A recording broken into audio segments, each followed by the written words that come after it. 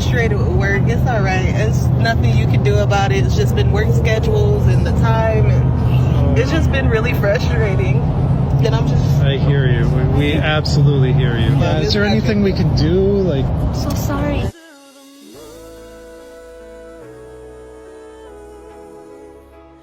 A nurse breaking down in the parking lot shows the strain on healthcare. Thousands leaving is a real problem for an already stressed system.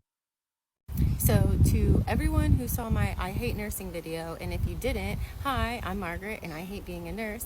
I just wanted to come on here and let you guys know that I have officially put in my resignation and quit my job.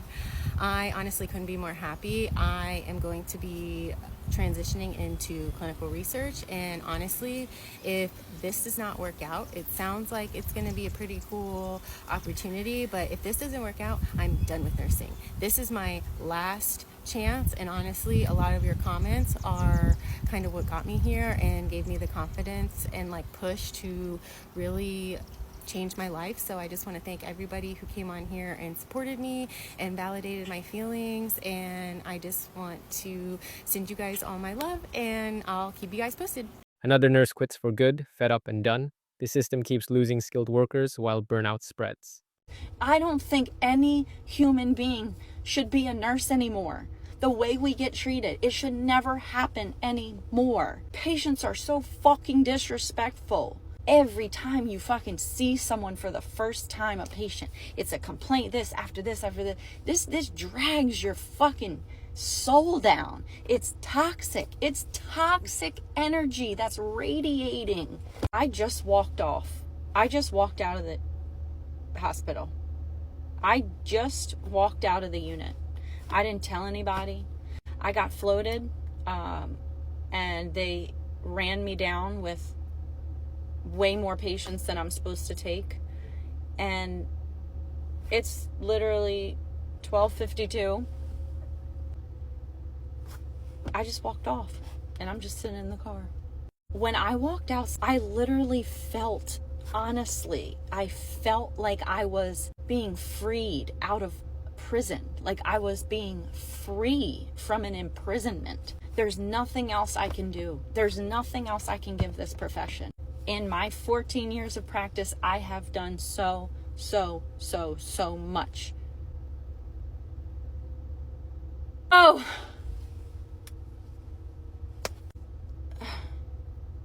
You get spread so thin in this job. And every single time you turn around, someone's coming at you for something. Do this, or you didn't do this, or you didn't do this. Nurses. Do you like doing this? Do you like doing this? I feel miserable every day. I don't want to touch human beings anymore. I don't want to touch anyone. I want to talk to you. I just want to know, do you feel like you free yourself from an imprisonment every time you leave a hospital?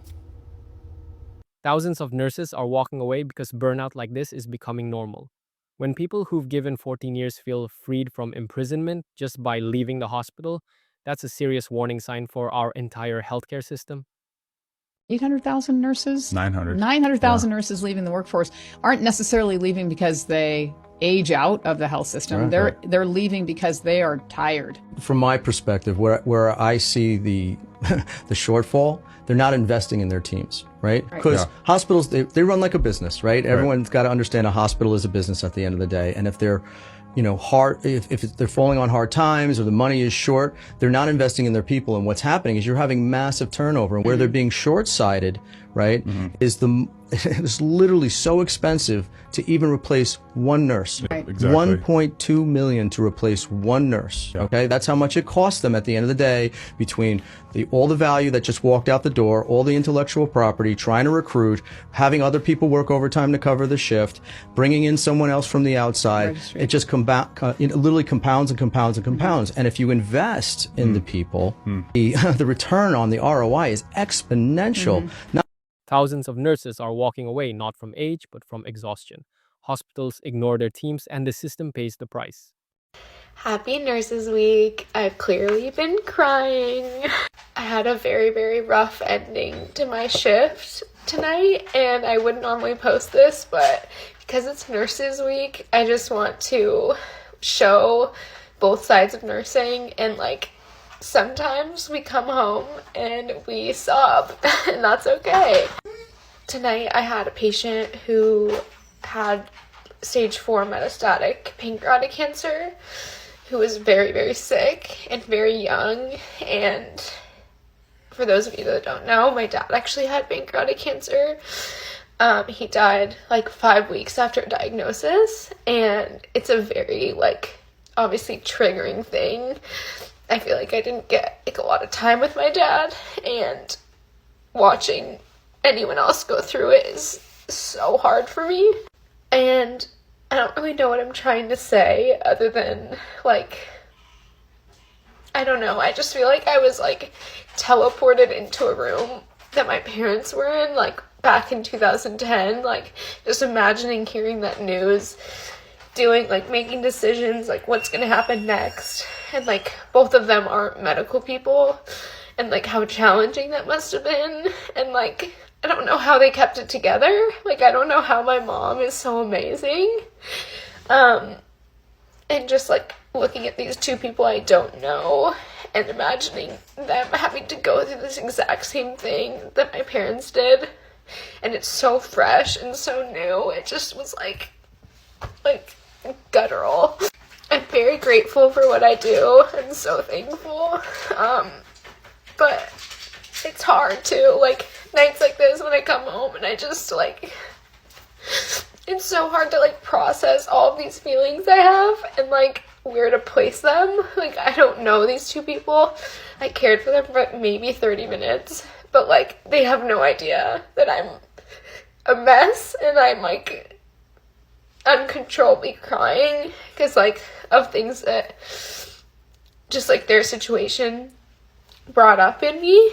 But I want to post this because I feel like this is a similar experience a lot of nurses have, and this is the other side of the profession that makes it so hard. So anyways, happy Nurses Week. It's okay to come home and cry, or cry at work, or cry wherever. You're doing great. This shit is hard. But I don't know. Maybe it'll get easier one day. I'm not sure. I'll let you know.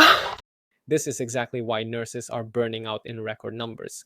When the job pulls up memories of personal trauma and leaves you emotionally shattered after just a short shift, it's a sign that our healthcare system is pushing its people too far.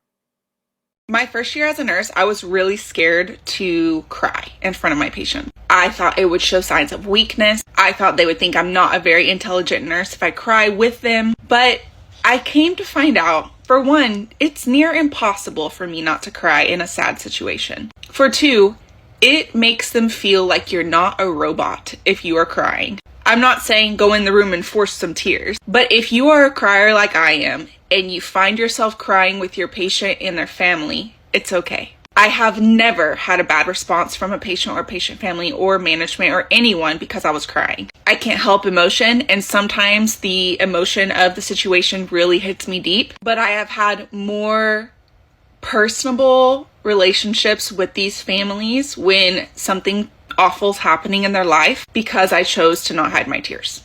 Nursing isn't just about skills, it's emotional labor on another level. Crying with patients shows humanity, but it also shows how demanding and draining this profession really is.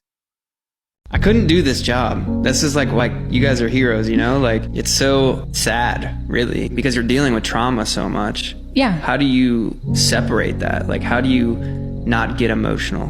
Because you're doing everything you can. Mm-hmm. If I didn't think I was doing everything I could to help these people, and I have the possibility to save someone's life, then I would crumble. Yeah. It's not like I'm watching these people die and I'm not doing anything. I'm helping. It does affect us. I'm not going to say I'm inhumane and I'm like, meh, it is what it is. I have a really good work-life balance that if I'm not at work and I'm not dealing with sick and dying all the time, I'm golfing, I'm hanging out with friends, I'm socializing, I'm giving myself something to be happy about. Yeah. Would you say there's a lot of depression in your industry based on what you guys are surrounded by? Yeah. That and burnout. Burnout is big. A lot of nurses you'll hear, they're leaving the bedside. They're leaving healthcare, especially after COVID times. Yeah, They're gone. It's not worth it anymore. Nurses are literally on the front lines of trauma every day, and it's breaking people. Burnout and emotional strain are pushing thousands out, and our healthcare system is feeling it hard. Bro, I'm so tired of crying over nursing school. Let me relax.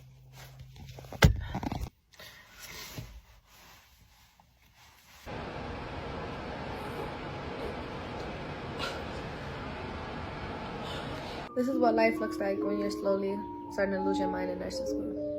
So, you know, we got the whiteboard. We're just about to start getting started. So, I just finished crying. I keep crying. I can't stop crying. Every time I start talking about it, I want to cry. But you know, that's not helping me. So we're going to start getting stuff on this whiteboard.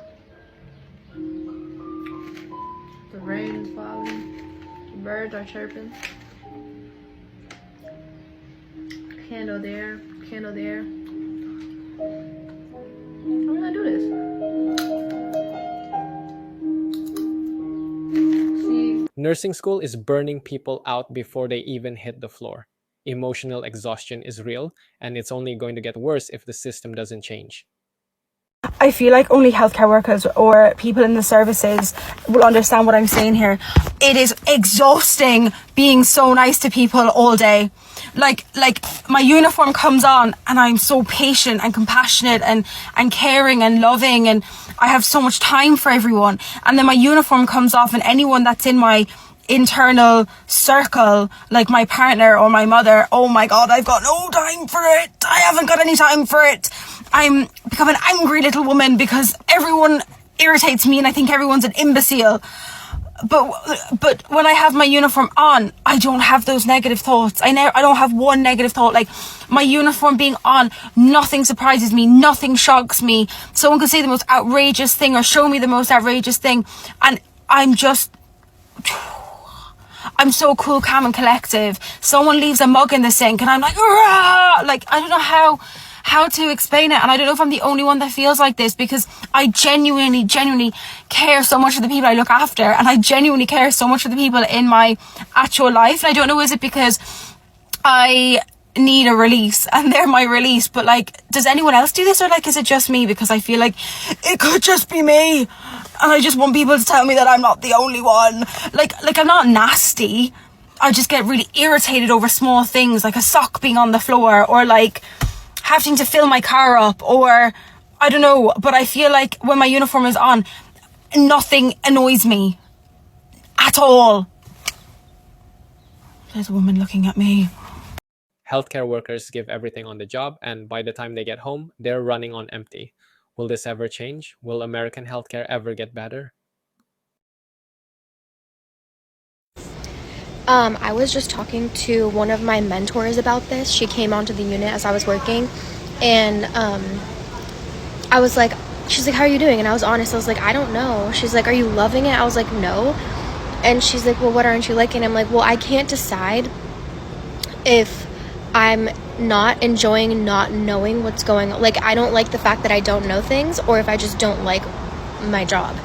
And I am 99.98% sure that it's just the fact that I don't know things right now, because I feel so like helpless, like a helpless puppy, being new to the ICU and just everything in general. It's just a lot to take on, and then you have people telling you like things that you should be doing, and you know, like all these things to stay on top of, and everyone's so nice and understanding. But try to decipher, give yourself a year to try to decipher, is it that you're new and you're learning everything from ground zero, or is it that you really just don't like what you're doing? Because it could be one, or it could be either or. But my guess is, for the majority of you and for me, it's just that I'm brand new and it's uncomfortable. And so I just wanted to share that with you guys, because that's how I'm feeling today on my lunch break. And I'm having an amazing salad, and I'm really happy about it. Have a great day. Starting out in healthcare is brutal. Everything feels overwhelming and confusing at first. Will things get easier as experience grows, or is this the reality of American healthcare? I'm going to break all the rules today, because I don't care. If I hear about one more woman who says her doctor refuses to either test her hormones because of some BS, hormone tests aren't accurate, or even worse, she gets her hormones back and they're a little bit wonky, and he's like, hormone therapy is dangerous, or hormone therapy doesn't work, or you just learn to deal with it. It's a normal aging process. Tell that to a dude who comes in because his libido is down and he's having a little bit of thinning hair, and y'all just throw out testosterone like it's candy to them. But a woman suffering, that's okay. Women suffering, that's okay. Not on my watch anymore. Not on my watch. So get this, 2 things. Number 1, did you know that you can get your own hormones tested? Did you know that? You can order your own hormone testing at most standalone labs in the United States. There are a few states who are dumb and don't allow it, but you could just take a road trip. Will your insurance cover it if you do it yourself? No.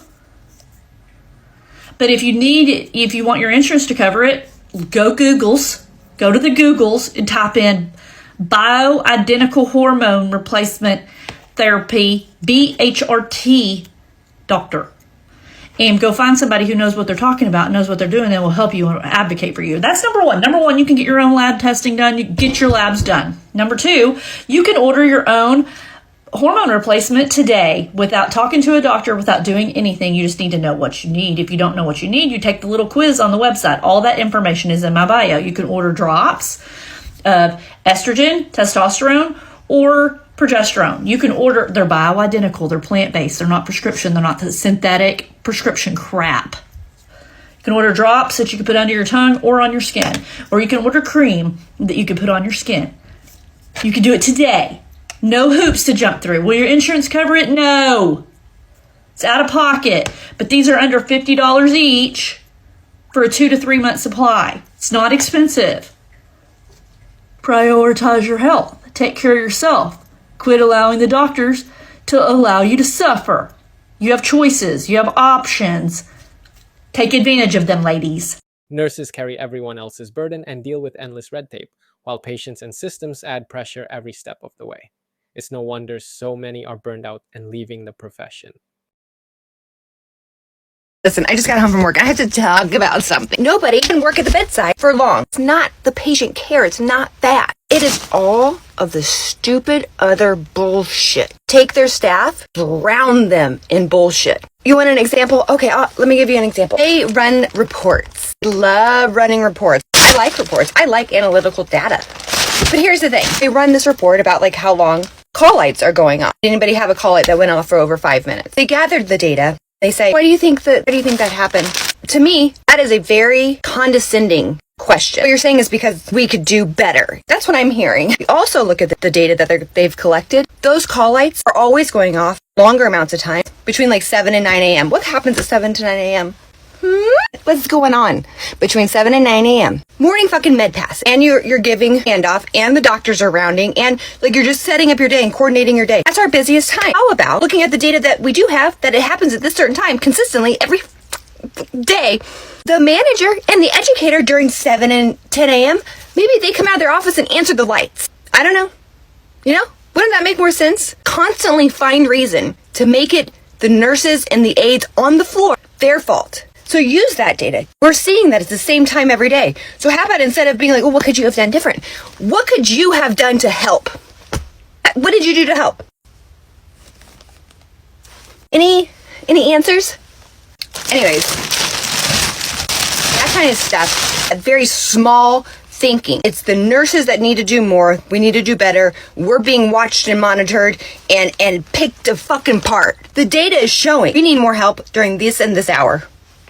Taking care of the patients in the hospital, that's not the hard part. That's not what gets under my skin. That's not what grinds my gears. It's being belittled and micromanaged. When the data that they're collecting shows an issue, they want to ask us every day, why do you think that was happening? How about you figure out a way to provide extra hands during that time? You know, it's crazy. It's a wild thinking, really. When hospitals ignore their own numbers and still point the finger at staff, it's no surprise thousands are walking away from a system that refuses to fix itself. Do you think this will change?